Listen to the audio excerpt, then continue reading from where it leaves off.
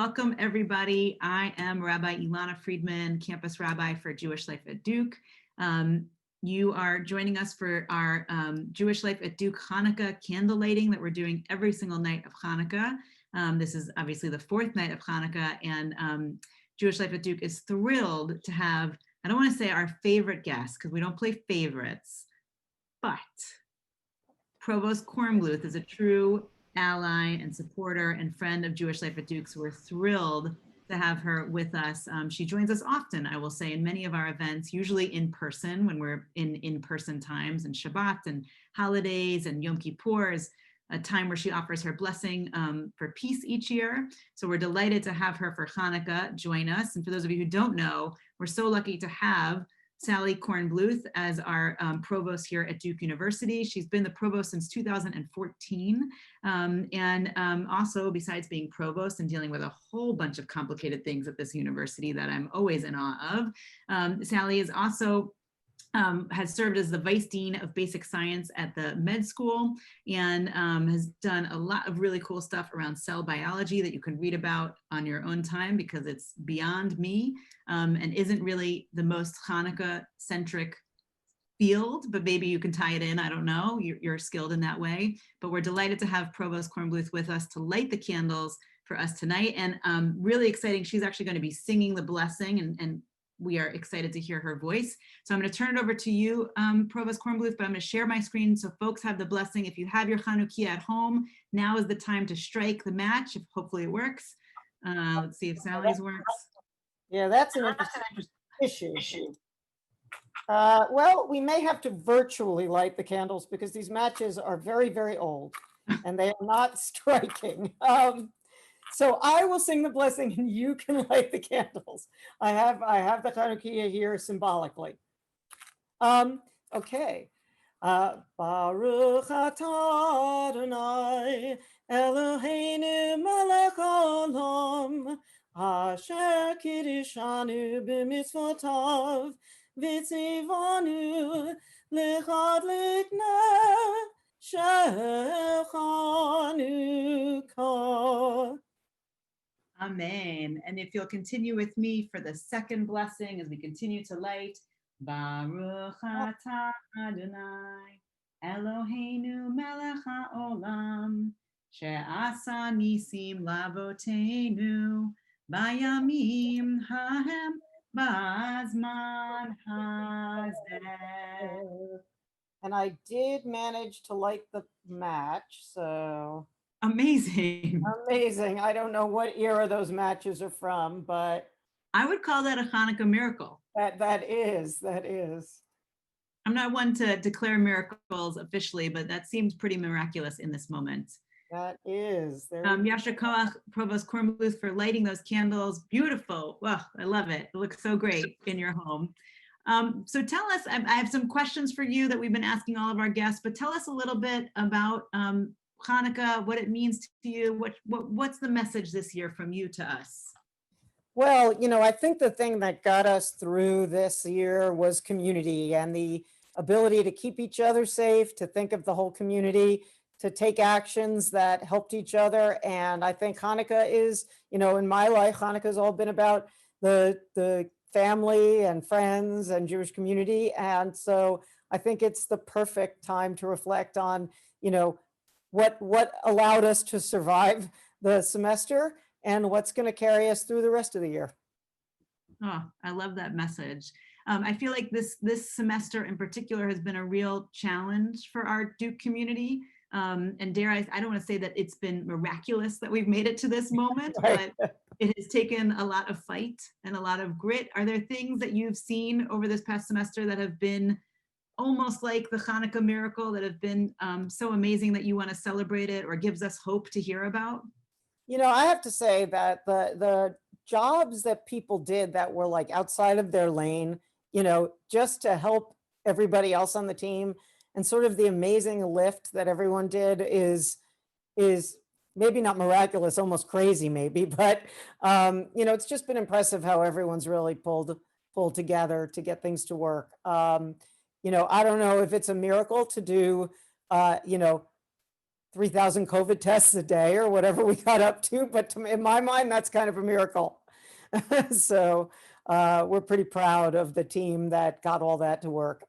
Yeah, it is pretty, I mean, at least from the staff and the students that I've heard from a lot of students who have said it's pretty amazing what Duke has pulled off this semester and this year in order for us to be able to mostly meet in person and even do online learning in the way we've had. So kudos to all of you and your team in the provost office. It's been really, really amazing.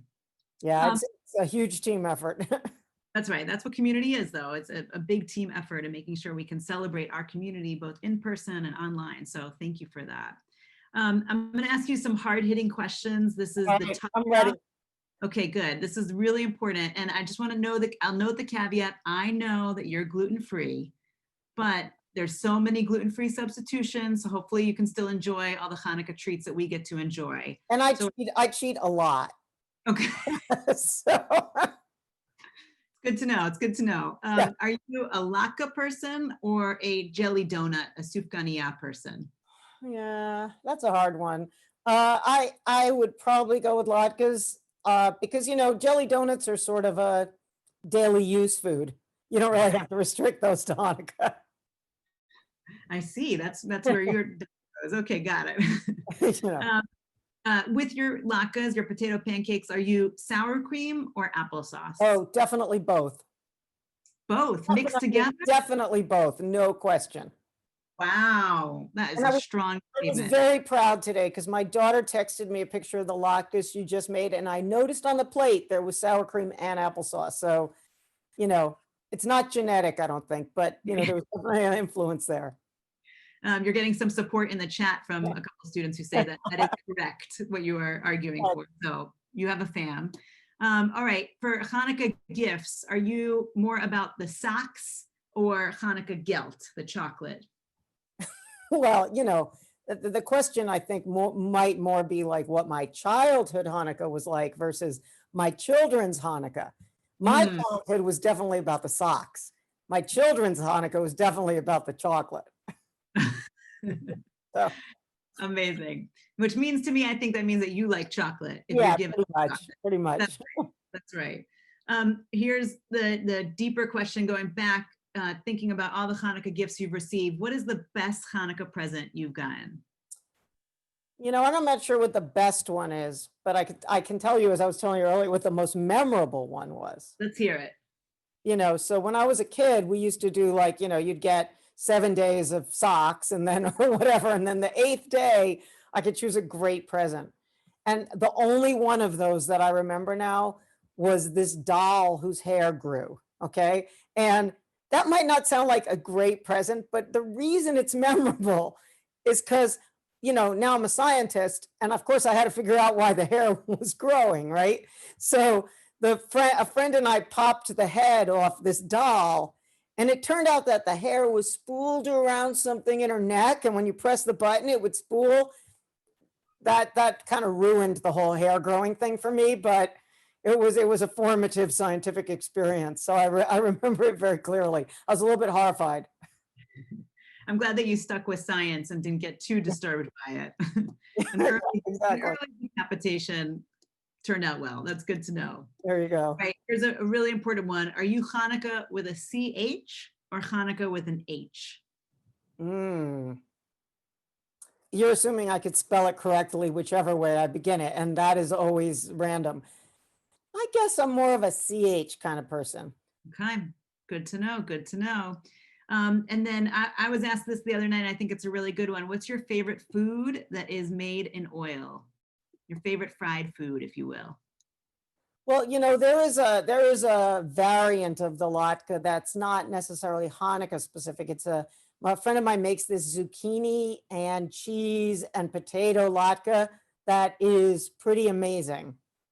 So I would put that pretty high up there on the list. Aside from like, fried ice cream at like the state fair or something. I think I'd prefer the zucchini one over the fried ice cream. Yeah. I'm honest, although intrigued by the fried ice cream, but we all know it's not worth it.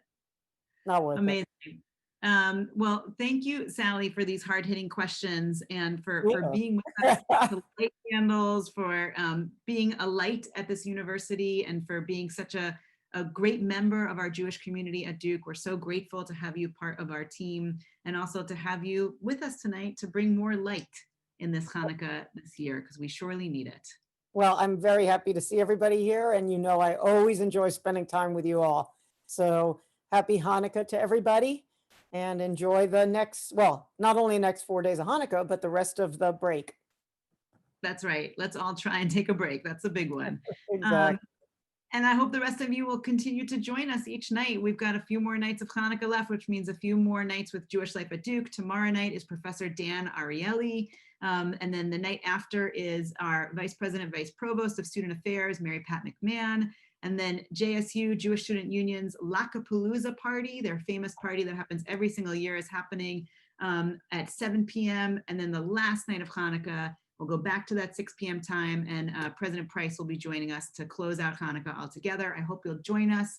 Jewish Life at Duke is so happy to spend Hanukkah with all of you. Wishing everybody a wonderful fourth night of Hanukkah, and my thanks and gratitude again to Provost Kornbluth. Well, Happy good to see Hanukkah, you. everybody. Good night.